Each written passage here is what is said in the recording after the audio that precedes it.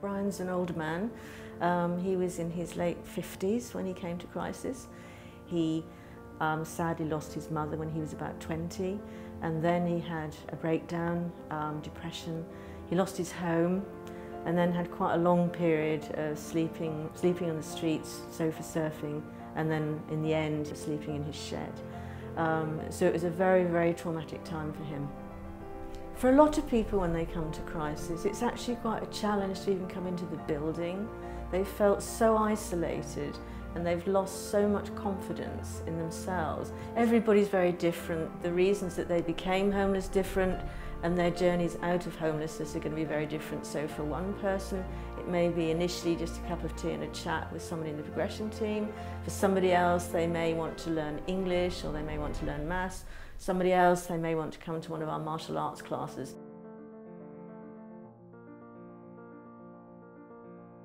Yeah, so for Brian, he started in the art room and he joined a couple of our art classes, and he became a regular face here for quite a long time.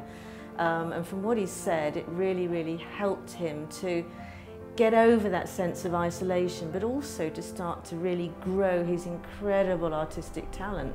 And he managed to build his confidence and really move away from homelessness and the depression that he had been feeling for so long. When people have been coming to classes here for a term or two, very often that's the time when they start to think about longer term goals, aspirations, what do they want to do. Could be volunteering, could be getting into work, and to start to think, actually, I can make something of my life. Brian hadn't had his own home for 40 years. It's a very, very long time. And although he really wanted to have a home of his own, he was very anxious about all that was involved. And he worked with Melissa, one of the coaches in the housing team, and she spent a lot of time with him going through all of the things that you need to do to know how to pay your rent and to make sure that your landlord is happy, and also what a landlord's responsibilities are. All of that was part of the service that she gave to him. A home is much more than just having a roof over your head, and for lots of people that we work with, they say things like, it's the first time I've ever had my own key, and it's a turning point in their lives.